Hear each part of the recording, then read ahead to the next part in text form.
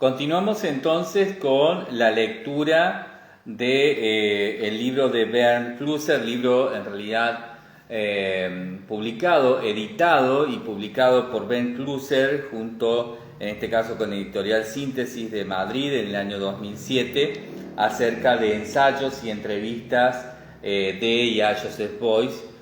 Estamos leyendo la introducción a este libro, texto de Bernd Klusser, y que, estábamos leyendo en torno específicamente a una imagen, ¿no?, que he dejado aquí posteada, he dejado para ustedes también, para que podamos analizarla juntos.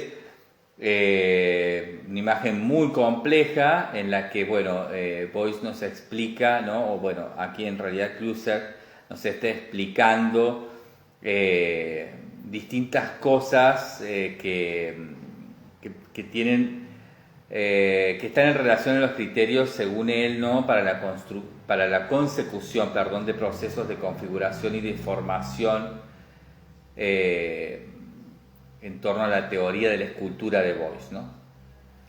Vamos a volver a leer entonces esto, voy a volver a leerlo y ustedes ya tienen el gráfico, traten de seguirlo, por supuesto, está en alemán, es difícil, es un gráfico complejísimo, pero nos propone imaginar esto, ¿no? Yo creo que lo que nos propone es básicamente eso, poder ver el gráfico, leer o escuchar esto e imaginar esto, ¿no? Porque es realmente importante. Este es un núcleo fuerte, es un núcleo potente con una vitalidad, diría yo que inmensa, impresionante sobre la teoría de Beuys, ¿no? Por supuesto, no quiero ampliar, como dije, para dejar que ustedes vayan viendo en comparación y para que en todo caso podamos ampliar en las próximas etapas del seminario. Así que lo voy a dejar hasta aquí, simplemente voy a volver a releer esto último y ustedes por favor traten de seguirlo en lo posible con el gráfico, ¿no?, con esta imagen. Vuelvo entonces a leer. Permítasenos poner un ejemplo visual para hacernos comprender, ¿no?, esto de que venía diciendo Beuys, que había dicho que hay un mundo visible y otro invisible. Al mundo invisible pertenecen los campos de fuerza, las interrelaciones formales y los procesos energéticos imperceptibles. Y también pertenece a aquello que se llama habitualmente lo interior del ser humano. Permítasenos, hasta ahí la cita de Beuys, ¿no? Permítasenos poner un ejemplo, dice Bernd Klusser. Permítasenos poner un ejemplo visual para hacernos comprender 2 puntos. Cuando a un objeto se le añaden los signos polares más y menos, ¿no?, cruz y guión, se induce al espectador a la asociación experimental pensando que allí hay una tensión eléctrica entre ambos polos. Esta tensión imaginaria puede ser acumulada en el objeto o transferida si, por ejemplo, entre ambos polos se sitúa un hilo de cobre. El cobre se toma habitualmente por un material transmisor que sirve para ser un transmisor de esa tensión y puede a su vez ser transmitido y así sucesivamente, ¿no? Se puede ser retransmitido. Este mismo principio es válido para materiales aislantes o acumulados del calor como son la grasa y el fieltro. La posibilidad de transformación así ganada permite la ampliación de las cualidades visuales de una escultura en una dimensión inmaterial. Los elementos procesuales y dinámicos se convierten en parte integrante de una obra, la cual está ligada habitualmente a sus límites estáticos y pueden ser involucrados por el espectador cuando se quiera cuando se quiere introducir el contenido sensorialmente significativo de un material en la recepción de la obra. El concepto de escultura aquí en cursiva, no está limitado a las artes plásticas, sino que abarca todos los procesos de configuración en los que interviene el ser humano. Leo nuevamente. El concepto de escultura no está limitado a las artes plásticas, sino que abarca todos los procesos de configuración en los que interviene el ser humano. Siempre esto para Beuys, ¿verdad? Conforme a ello, el pensar y el hablar son ya procesos plásticos que, llevados a una forma, pueden convertirse en una escultura invisible. El artista, Joseph Beuys, los ve como un material específico al que se puede dar forma, como al barro o a la cera. Los criterios para la consecución de procesos de configuración y de formación han sido constatados por Beuys en su teoría de la escultura. Como él ve la vida y el arte como una unidad, los modelos básicos de análisis del ser humano, también las relaciones sociales y del concepto de escultura visible e invisible, ve que discurren de un modo paralelo. Su definición verbal y breve más conocida dice acerca de esto lo siguiente: hay una energía indeterminada que recae sobre el momento del cambio hacia la obtención de una forma diferente. Eso es un proceso. Se trata de una ley muy sencilla. 2 puntos. Tomo un material amorfo, como la grasa o el barro, y mediante un movimiento determinado doy lugar a una forma. Es también importante que esa forma, mediante un movimiento, pueda ser llevada a la indeterminación. Continúa diciendo, hasta ahí la cita de Beuys, continúa Bernd Klüser. Para poder transmitir de un modo visual la definición abstracta, Beuys dibuja partituras y diagramas que, por un lenguaje de imágenes, aclaran sus concepciones. Y aquí entonces viene la imagen que he dejado posteada anteriormente, ¿no? En la página 17 está esta imagen. Dice, va a describir esta imagen, ¿no? Bernd Klüser.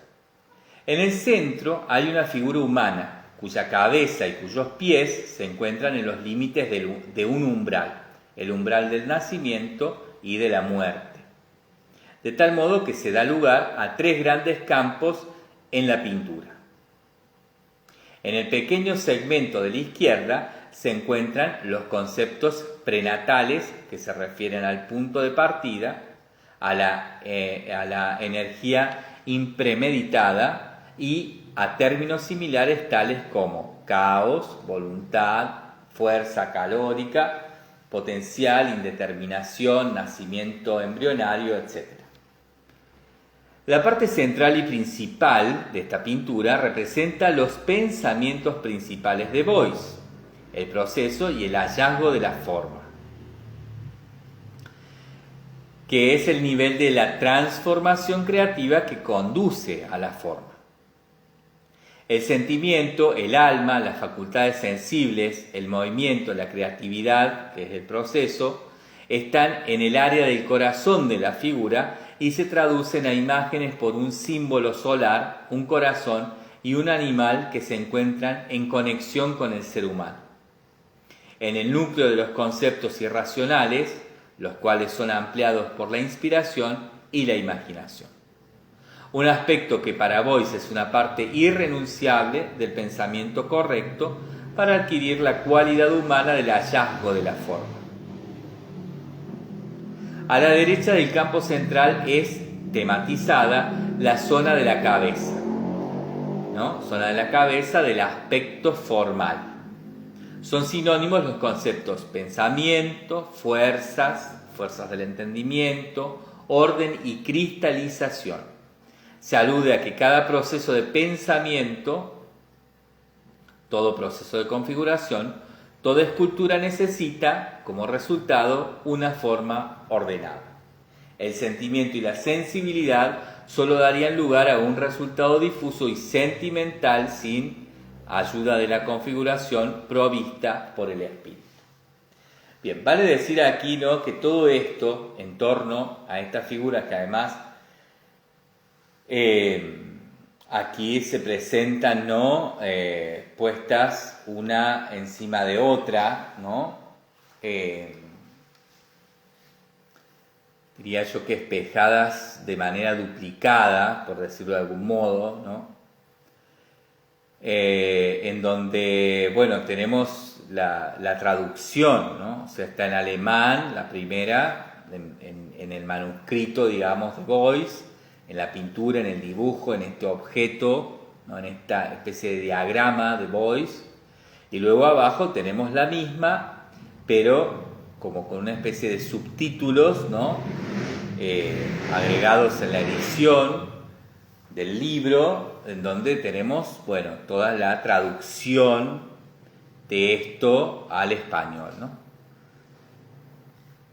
Es difícil, no obstante, comprender, pero es muy interesante ver lo que sucede, y esto lo agrego, ¿no? Esto es, si me permito hacer este agregado aquí, porque es interesante ver que esta explicación es muy similar de algún modo a ese poder explicar cómo funciona la máquina, ¿no?, que es el gran vidrio, que es aquel mal llamado, ¿no?, idiotamente llamado, mal llamado así, ¿no?, idiotamente llamado, así está mejor dicho, el gran vidrio, ¿no?, que es este vidrio que Marcel Duchamp hizo y que se llama, que él lo denominó retraso o retardo, para decirlo de mejor manera, retardo en vidrio, ¿no?, que no es una pintura, que no es una escultura, que no es un objeto,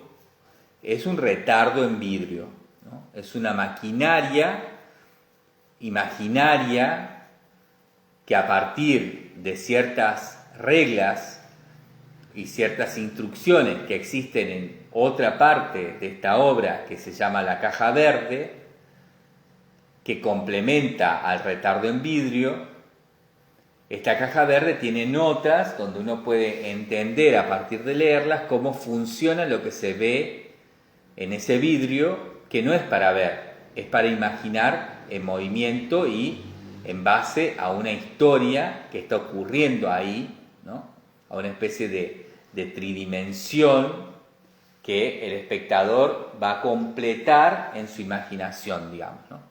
Una materia invisible con la que Duchamp trabaja, una obra compleja que se llama La novia desnudada por sus solteros incluso, conformada por un retardo en vidrio y una caja de notas. Cuando uno lee, ya lo vamos a ver en el seminario que vamos a dedicar a Marcel Duchamp, cuando uno lee las notas acerca del vidrio, ¿no?, las notas acerca del retardo, de este movimiento, de esta situación que sucede ahí, en esta maquinaria que es ese vidrio, uno puede ver una similitud realmente enorme con esto que está contando aquí Bernd Klüser respecto a esta manera gráfica de exponer Beuys su teoría, ¿no? Evidentemente Beuys conoce, por supuesto que conoce fehacientemente y muy profundamente la obra de Duchamp, y por supuesto conoce La Caja Verde, que en ese momento ya había sido publicada. Ya existían versiones, ¿no?, que seguramente llegaron a Beuys, y existían estudios de todo esto que eran muy preliminares, todavía de una posmodernidad muy primera, pero que eran suficientes para que Beuys haya tenido un conocimiento cabal y muy concreto sobre esto. Es interesante ver esta similitud, es interesante verla además en torno a lo que pasa con esta duplicación de bueno, esto que se llama sin título, ¿no? No sabemos bien qué es, si es un gráfico, un esquema, una pintura, como dice aquí Clusser, o un dibujo, o una ¿qué es, no? Bueno, yo creo que justamente lo que es una técnica mixta, esto que habíamos hablado, que aparece en la posmodernidad como primera expresión crítica de la modernidad de las vanguardias y de lo premoderno, ¿no? Esta técnica mixta, entonces, este objeto, esta expresión, esta metodología de discurso, ¿no?, de Boyce acerca de una problemática, aquí duplicada, se ve muy similar, ¿no?, de alguna manera, incluso diría yo que en la composición formal, abstracta, ¿no?, en las tensiones de la composición, al gran vidrio, ¿no?, a ese idiotamente llamado gran vidrio, al retraso en vidrio de La novia desnudada por sus solteros incluso, de Marcel Duchamp. Bien, continuamos entonces a partir de esto leyendo lo que nos va a decir Clusser ya para ir, es aproximadamente, estamos en la mitad de esta introducción, vamos a continuar entonces leyendo para ir ya acercándonos sobre la segunda parte de esta introducción de este texto. Dice Clusser, entonces continúa diciendo,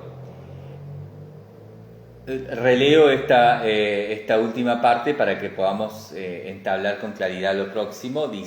Decía, el sentimiento y la sensibilidad solo darían lugar a un resultado difuso y sentimental sin ayuda de la configuración provista por el espíritu. Igual de erróneo sería atribuirles a la forma y al pensamiento un valor determinante en cuanto a criterios principalmente racionales. Desde el punto de vista del artista, de Joseph Beuys, el pensamiento puede ser un proceso escultural o un discurrir plástico, pero no en el sentido de un pensamiento analíticamente disector y científico, que per definitionem está sometido a fórmulas, leyes y reglas.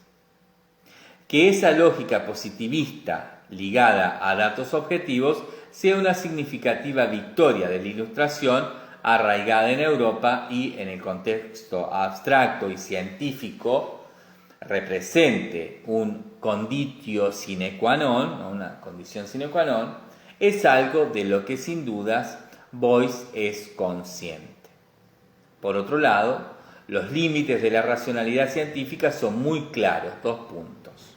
La búsqueda de una verdad, en este caso podemos decir la búsqueda de una verdad pura, ni confiere un sentido ético, ni tampoco forzosamente un uso adecuado del conocimiento y el saber en beneficio del hombre.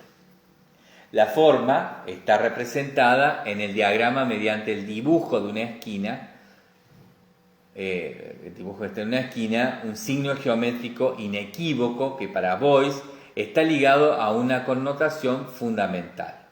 Una esquina se debe objetivamente como el choque de 2 paredes verticales y su colisión simultánea con el suelo horizontal. En consecuencia, representa una esquina asociativamente a lo frío y a lo cálido. Es un fenómeno de herida del espacio. Como imagen de formal aparición, puede tratarse de un elemento ordenador, pero desde el punto de vista del artista está necesitado de una terapia creativa a la que nos referiremos más adelante. Dice esto Clusser, ¿no? En ese instante alcanzamos un punto central de la teoría escultórica en el diagrama.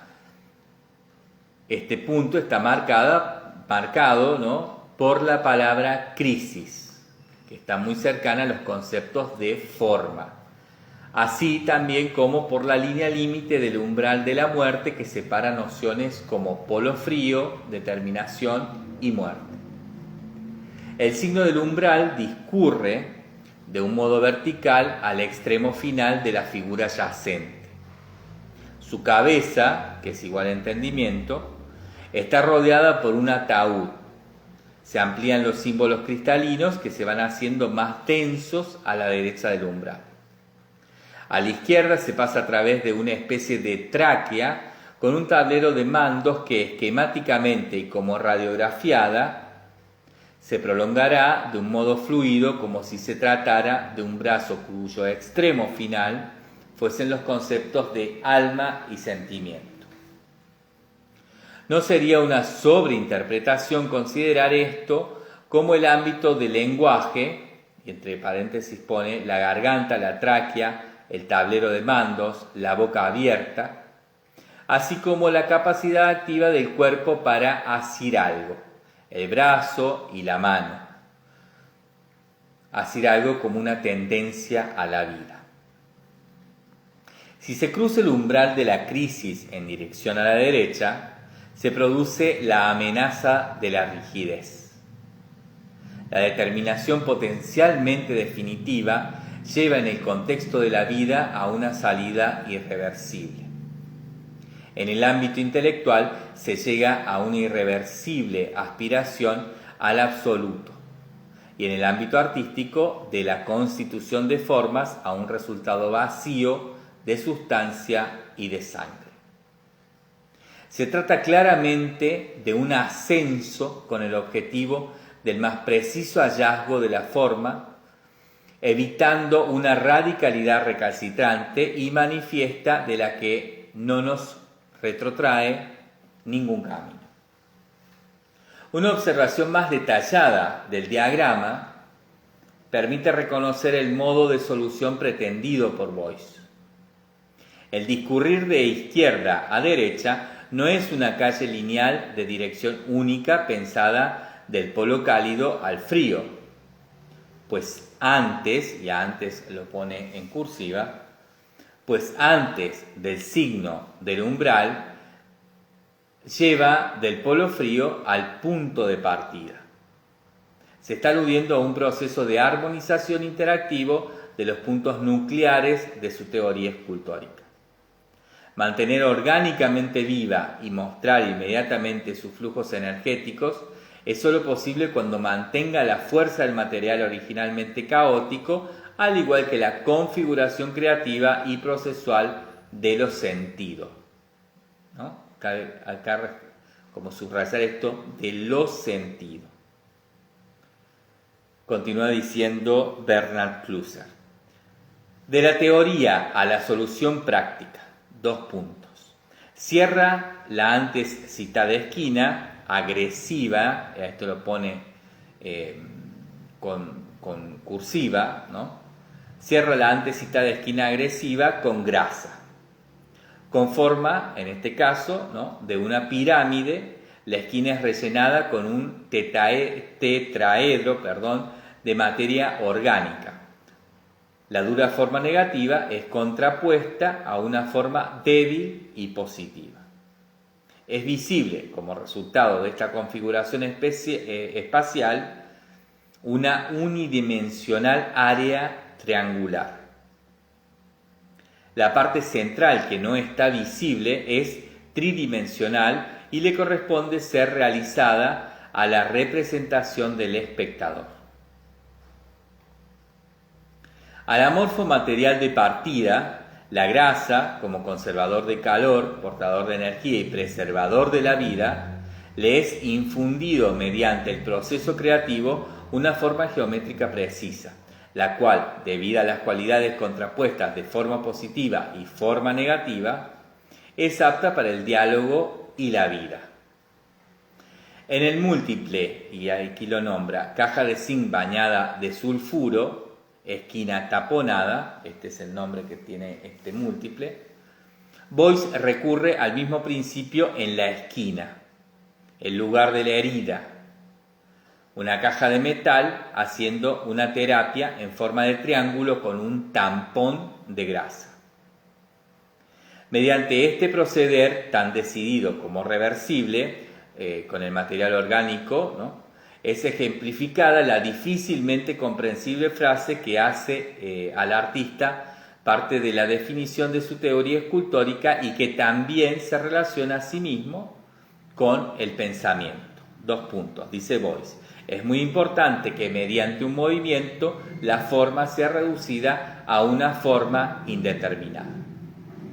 Esto lo dijo, ¿no?, en esto que habíamos dicho anteriormente, aquí lo vuelvo a citar, ¿no?, a la nota 4, ¿no?, que fue esta mesa de discusión, y donde nombra, entre otros, que estaban en esa mesa, ¿no?, Janis Kunelis, Enzo Cucci, Anselm Kiefer, en Zurich en 1986.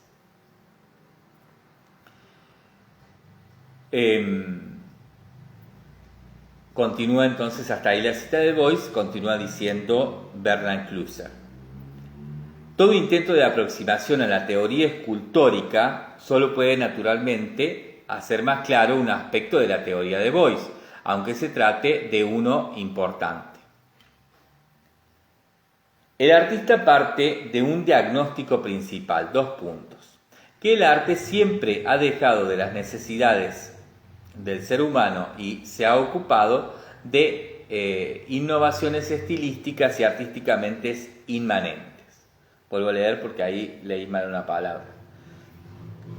Dice que el arte siempre se ha alejado, ahí bien, se ha alejado de las necesidades del ser humano y se ha ocupado de innovaciones estilísticas y artísticamente inmanentes. Lo mismo ocurre con la evolución de la ciencia, con su desbordante especialización y su simultánea reducción a conocimientos positivistas sin una relación reconocible con la vida. Ambos segmentos y, por extensión, todos los ámbitos de la vida están necesitados, desde su punto de vista, de un proceso revolucionario de transformación, por el que las capacidades creativas de todo ser humano son llevadas a su contexto, para poner en marcha las necesarias modificaciones para una transformación más humana de las relaciones sociales. En el marco de esas metas y por la ampliación antropológica del concepto de arte, todo ser humano debe ser un artista. La amplia imagen del ser humano que tiene Beuys presupone un ser humano maduro que sea capaz de configurar su entendimiento tanto como sus sentidos de un modo creativo. Nunca se cansará de repetir Beuys que toda transformación revolucionaria, y ahí juega con el término, ¿no?, evolucionaria o revolucionaria, a la R la pone entre paréntesis, vuelvo a leer, nunca se cansará de repetir que toda transformación revolucionaria, evolucionaria de la existencia ha de presuponer la libertad. Que esta libertad sea algo accesible, conforme a un ideal constitucional, es algo que puede ser puesto en duda, sobre todo si se observa la evolución social que ha tenido lugar después de la muerte de Beuys. Una democracia mediática global de cuño americano y dirigida por intereses económicos determinaba en ese momento la figura de un consumidor medio y pasivo, el cual es domesticado por su miedo y huye a un mundo virtual. Estamos hablando, ¿no?, año 2007. Está terminando lo que entendemos por arte contemporáneo, ¿no? Arte que se da desde la caída del muro de Berlín, o sea, a finales de los años 80, principios de los años 90, y se da hasta el inicio del uso masivo de las redes sociales Facebook y Twitter. Vuelvo entonces a leer esto.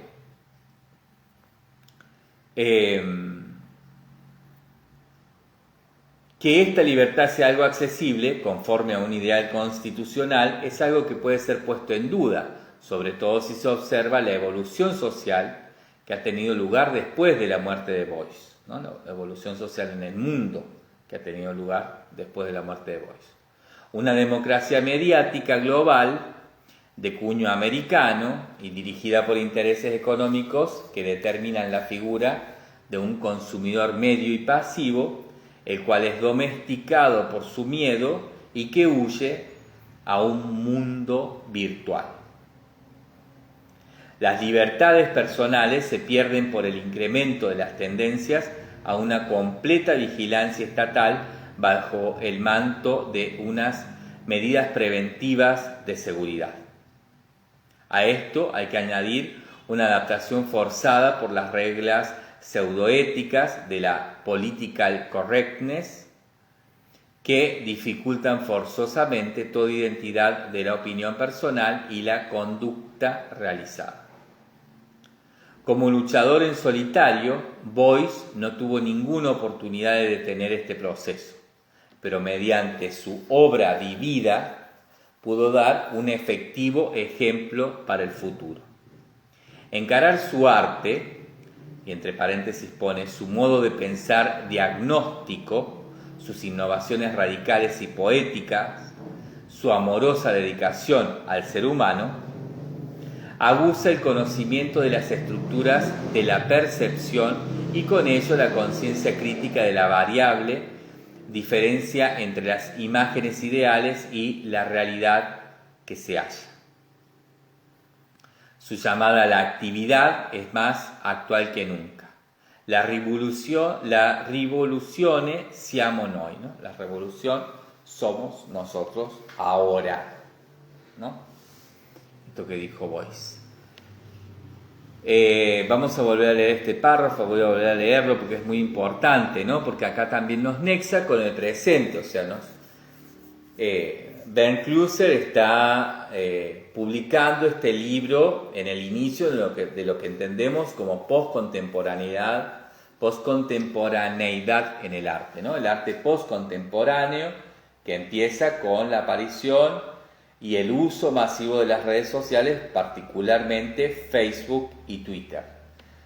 Klüser lo está viendo claramente y está haciendo, dentro de lo que venimos leyendo y de lo que venimos analizando en este seminario, en la primera y la segunda parte, está haciendo una primera introducción, o sea, está abriendo a esta influencia de Boyce sobre este tiempo postcontemporáneo, ¿no? Un tiempo que está ligando definitivamente, ¿no?, a una domesticación biopolítica del ser humano a partir del miedo, haciéndolo huir a un tipo de consumo que se entiende por ese entonces todavía como mundo virtual. Bien, vamos a volver entonces a leer esto como el cierre, que es interesante para poder a partir de ahí atravesar de esta forma, ¿no?, que es desde los comienzos del obrar profesional de Boyce hasta meses antes de su muerte, la palabra de Boyce, ¿no? Es interesante tener presente esto que nos está diciendo Klüser, ¿no?, para poder revisar la palabra de Boyce, para poder revisar lo que Boyce dijo en primera persona, en torno ya no tan específicamente dedicado a comprender lo que fue la obra, la vida, el arte de Boyce en la posmodernidad o incluso en el arte contemporáneo, sino a tratar de comprender qué de eso nos puede servir en esta época postcontemporánea, radicalmente virtual, ¿no? O sea, absolutamente relativa a, por ejemplo, al uso, a la presencia, a la realidad, ¿no?, a través de las redes que podemos entender como social medias, ¿no?, como todo este tipo de redes virtuales digitales en las que estamos presentes, existiendo, tan profunda, seria y realmente como fuera de la pantalla, ¿no? Las redes sociales, ¿no? Estas redes sociales que para Boyce eran absolutamente fundamentales en su discurso, esto que Boyce entendía en ese socialismo en donde se dio la gran mayoría de su obrar, ¿no?, ese socialismo primero bastante utópico, después puesto en práctica de una manera que bueno, fue cambiando, fue modificándose, ¿no? En esa Alemania en la que Beuys fue viendo todo esto, ¿no?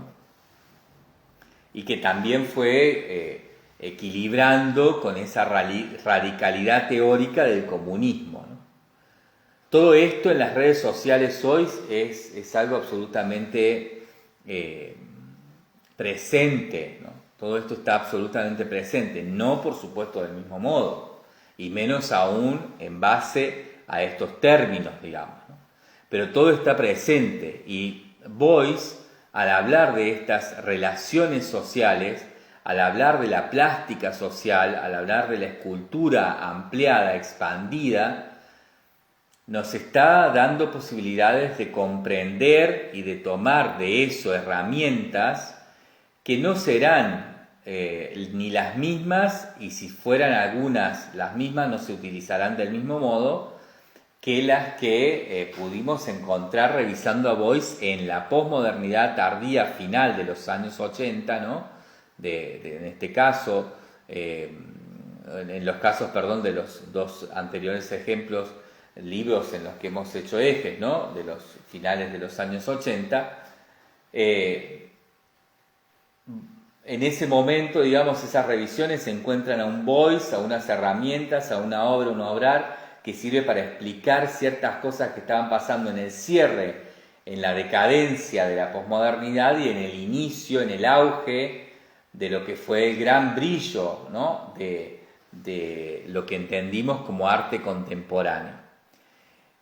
Aquí Clusser nos está haciendo un guiño muy claro de que ya tenemos que abandonar esa visión de Beuys, porque Beuys no es una determinación obra, no es sistemáticamente, sino que es, como bien nos decía, de una manera muy pragmática, ¿no? Bernard Lamarche-Badel, es problemática, digamos, ¿no? Por lo tanto, esto es aplicable según el caso de la manera en que nos sirva y nos sea útil como dato, digamos, ¿no? O sea, el propio Beuys siempre lo decía, ¿no? Yo no quiero ser relativo, bueno, ya lo vamos a leer igualmente, ¿no? Ya lo vamos a leer, pero no quiero ser relativo a formas o a ideas o a nociones cerradas, quietas, muertas, digamos, ¿no? No quiero ser la huella de mí mismo quieta y muerta. Quiero ser un dato abierto y absolutamente vivo, ¿no? Vivo. El guiño que Clusser nos hace es este, ¿no? Bueno, vamos a revisar de aquí en más en este libro una compilación de entrevistas y de algún tipo de manifiesto, ¿no? De ensayos, de escritos y demás de Beuys. Pero estaría bueno empezar a revisarlos en torno a esta nueva idiosincrasia del mundo del año 2007, ¿no? A este inicio de lo que ya se veía claramente era una nueva etapa, ¿no? Por lo menos en torno al arte, y que empezaba a entenderse como una etapa crítica, de revisión crítica sobre el arte contemporáneo, este arte que entendemos como postcontemporáneo, ¿no? Un arte muy relativo a todo tipo de calidad post, ¿no? Un arte relativo a la posverdad, al posthumanismo, a la postfilosofía, por supuesto que al postamor, a todo tipo de postingeniería, ¿no? A todo tipo de biopolítica, a todo tipo de postbiopolítica, ¿no? Y por supuesto al gran post, ¿no? Que es el post-neoliberalismo, entre tantos otros, ¿no? Entre tantos otros post. El guiño entonces de Clusser, que me parece que es lo importante tener en cuenta, es, ok, vamos a revisar lo tantas veces revisado que son las entrevistas, los textos y demás de Beuys. Si bien esta es la primera vez que acá se publican compilados algunos en español. No obstante, esto se ha revisado por quienes han escrito acerca de Boyce muchísimas veces, ¿no? Han sido material de estudio de muchísimas personas que han investigado a Joseph Beuys en distintas épocas, con Beuys en vida, con Beuys en muerte, digamos, ¿no? Recordemos que Beuys no se puede decir que murió, ¿no? Porque Beuys es también un fluxus, digamos, ¿no?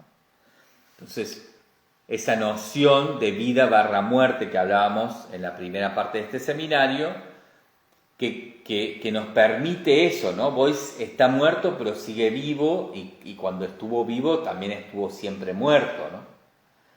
Fue ese juego que también siempre existió, un Beuys como eso, ¿no? Como una ideología, digamos, como también de alguna manera una idiosincrasia propia, ¿no? Como esto que entendemos como lo boyciano, ¿no? Bien, entonces atravesemos estos próximos textos que tantas veces hemos revisado ya en torno, por ejemplo, a la posmodernidad tardía, es decir, al fin de la posmodernidad, que los hemos revisado también en relación a la primera etapa del arte contemporáneo, es decir, a los primeros años 90, que los hemos revisado estos textos próximos en este libro a leer también en la primera etapa de los años 2000, con la aparición de Internet. Hemos revisado estos textos comparándolos también con los dichos de Andy Warhol, que también necesita ser revisado en este sentido, porque como Beuys hablaron con mucha similitud de las mismas cosas, ¿no? Tal vez no del mismo modo, pero sí con similitud, ¿no? Entonces, Bernd Klüser nos hace este guiño. Bueno, ahora nos toca pasar estos textos que son dato, no es verdad, esto no es verdad, esto es en todo caso algo que en verdad se transformó finalmente en verdadero para ser utilizado como dato en torno a la posverdad, en torno a la poscontemporaneidad en el arte. Entonces atravesemos estos textos, el conocimiento que estos textos nos pueden dar a través de este momento, del año 2021 en nuestro caso, ¿no? Bien, vamos entonces, leo otra vez este último párrafo. Vamos a leer estos últimos dos párrafos para que quede más claro y ahí ya vamos a los textos de Beuys, insisto, en los que voy a tratar de no ampliar para dejar que justamente hagamos esto, ¿no? Que podamos hacer este ejercicio y también podamos en ello revisar la primera y la segunda parte de este seminario y por supuesto esta maravillosa y excelente, diría yo, introducción de Bernd Klüser a esta compilación. Dice entonces, vuelvo a leer, una democracia mediática global de cuño americano y dirigida por intereses económicos determina la figura de un consumidor medio y pasivo, hoy, ¿no? Año 2007, el cual es domesticado por su miedo y que huye de eso a un consumo en un mundo virtual, huye a un mundo virtual. Las libertades personales se pierden por el incremento de las tendencias a una completa vigilancia estatal bajo el manto de unas medidas preventivas de seguridad, o sea, el inicio de la posverdad, ¿no? Restrictiva, digamos, ¿no? A partir de esas nociones Foucaultianas, ¿no? de vigilar y castigar, vamos a decirlo así, general, para que se pueda entender de una manera más directa y más sencilla. Dice entonces, las libertades personales se pierden por el incremento de las tendencias a una completa vigilancia estatal bajo el manto de unas medidas preventivas de seguridad. A esto hay que añadir una adaptación forzada por las reglas pseudoéticas de la political correctness, lo pone en cursiva, que dificultan forzosamente toda identidad de la opinión personal y la conducta realizada, es decir, esa corrección política, ¿no? Lo políticamente correcto. Como luchador en solitario, Beuys no tuvo ninguna oportunidad de detener este proceso, pero mediante su obra vivida pudo dar un efectivo ejemplo para el futuro, para este futuro, para el 2007 y seguramente, sin dudarlo, digo, para el 2021. Encarar su arte, su modo de pensar diagnóstico, sus innovaciones radicales y poéticas, su amorosa dedicación al ser humano, aguza el conocimiento de las estructuras de la percepción y con ello la conciencia crítica de la variable diferencia entre las imágenes ideales y la realidad que se halla. Su llamada a la actividad es más actual que nunca. La rivoluzione siamo noi.